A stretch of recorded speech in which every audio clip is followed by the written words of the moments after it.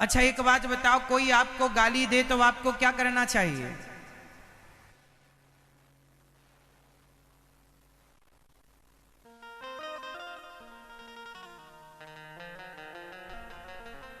अच्छा एक बात बताओ कि भगवान शंकर ने भरी सभा में अपना अपमान सहा, कोई उत्तर नहीं दिया। जब आपको कोई गाली दे तो आपको क्या करना चाहिए? उत्तर दो फटाफट। जब आपको कोई गाली दे तो मैया आपको क्या करना चाहिए? मैया, ओ मेरी माँ, बता दो मेरी माँ क्या करना चाहिए? मैया जी, ओ प्यारी मैया, क्या करना चाहिए बताओ?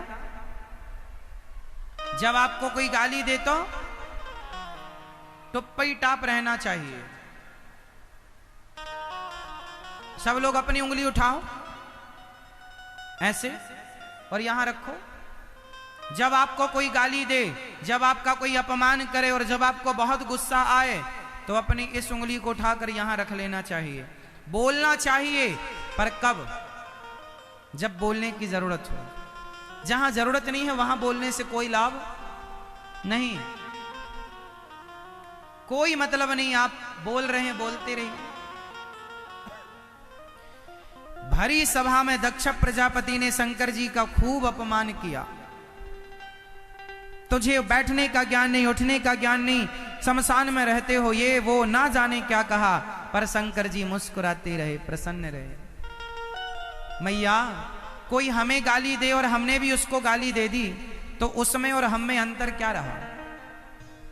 कुत्ता आपको काटता है तो आप क्या करते हैं? आप भी कुत्ते को काटते हैं। यदि आपने भी कुत्ते को काटा तो कुत्ते में और आप में अंतर। यदि दुष्ट अपनी दुष्टता नहीं छोड़ता तो सज्जन को अपनी सज्जनता नहीं छोड़नी चाहिए। क्यों छोड़े हम अपनी सज्जनता? कोई हमें गाली दे रहा है तो देता रहे, तेरी मर्जी। जब तेरा मुंह दर्द करे तो चुप हो जाना।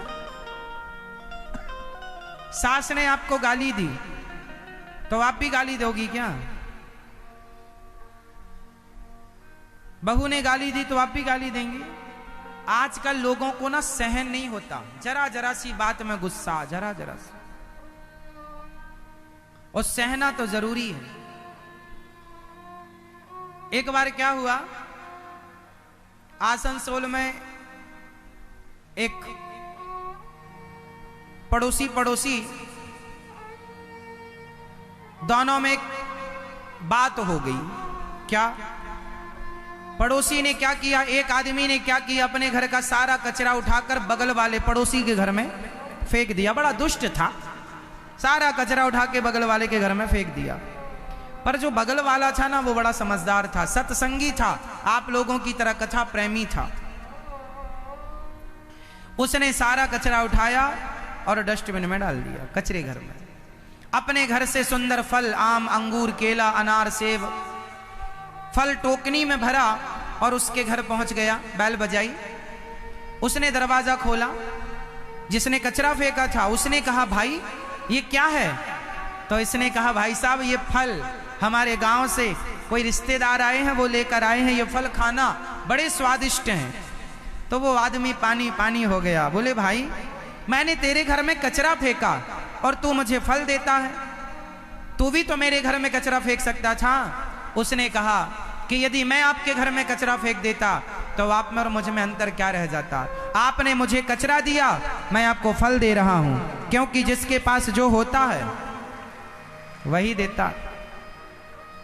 आपके पास गालियां होंगी तो आप गालियां देंगे। कुत्ते के पास भौंकने के सिवा कोई ऑप्शन नहीं है, इसलिए बेचारा वो आपको देखते ही भौंकता है। कुछ लोग झगड़ा करते हैं, सवेरे से झगड़ा, सवेरे से झगड़ा, उनके पास उसके सिवा कुछ नहीं है। जो उनके पास है वो दे रहे हैं, आपके पास जो है वो आप दीजिए। आपके पास संस्कार है, शिक्षा है, नम्रता है। जरूरी नहीं है कि जो व्यवहार सामने वाले का हो वही व्यवहार हमारा हो। रावण ने माता सीता, रावण ने राम की पत्नी का हरण किया तो राम बोलते कि मैं भी तेरी पत्नी का हरण कर लेता हूं। क्या ये समाधान था? बोलो मेरी मां। नहीं। आपने मुझे गाली दी तो मैं भी आपको गाली दे दूं, क्या ये समाधान है? समाधान ये नहीं है। समाधान है कि कोई आपको कुछ भी कहे तुरंत जवाब ना दो, समय आने पर जवाब देना। बोलना, जवाब देना। तुरंत बोलेंगे तो कुछ भी बोल देंगे।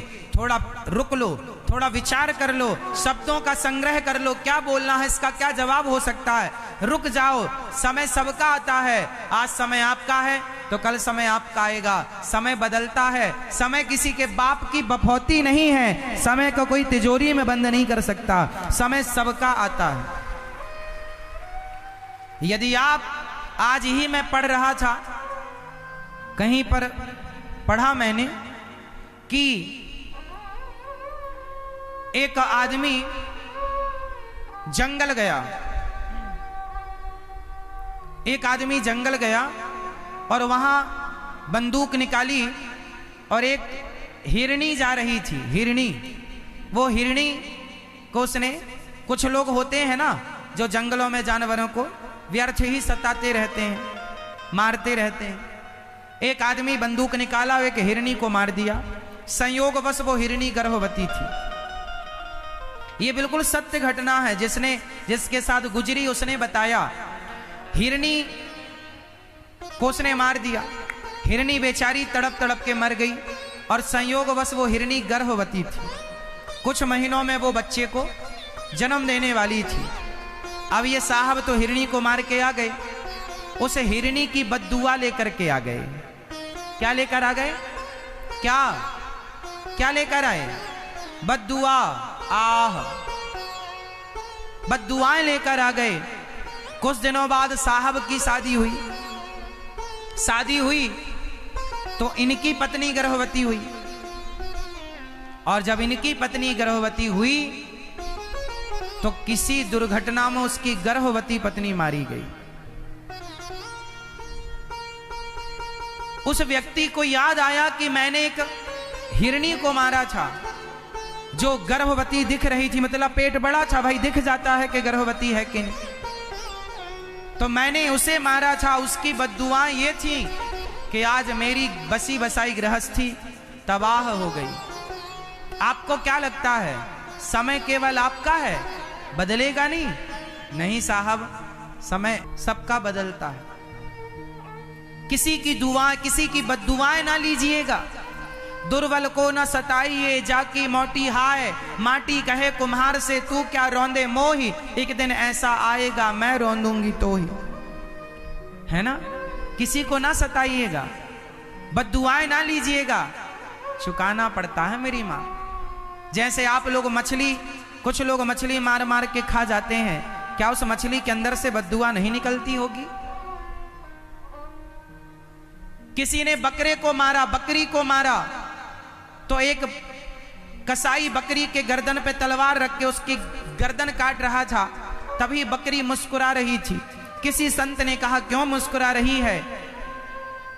तब बकरी ने मरते हुए कहा, महाराज कह दो दुनिया से कि मैंने सारी जिंदगी केवल पत्ते खाए हैं, केवल हरी घास खाई है। मैंने कभी किसी का दिल नहीं दुखाया। घास खाई तो मेरी गर्दन पर तलवार चल रही है और ये मुझे खाएगा तो भगवान इसके साथ क्या करेंगे? इसलिए बद्दुआएं ना लीजिएगा, किसी की हत्या ना कीजिएगा। मजा आता है किसी को मारने में, पर जब दंड मिलता है ना तो नानी याद आती है। रावण को बड़ा मजा आया सीता मां को चुराने में, लेकिन सारे बच्चे 1 लाख बेटे मर गए आंखों के सामने। 1 लाख पूत 1.25 लाख नाती, जिसके घर पर दिया ना बाती, कोई रोने वाला नहीं बचा रावण के यहाँ। मजा आता है बुरे काम करने में, लेकिन जब उसका दंड मिलता है तो नानी याद आ जाती है। बचना रे बाबा गलत काम करने से।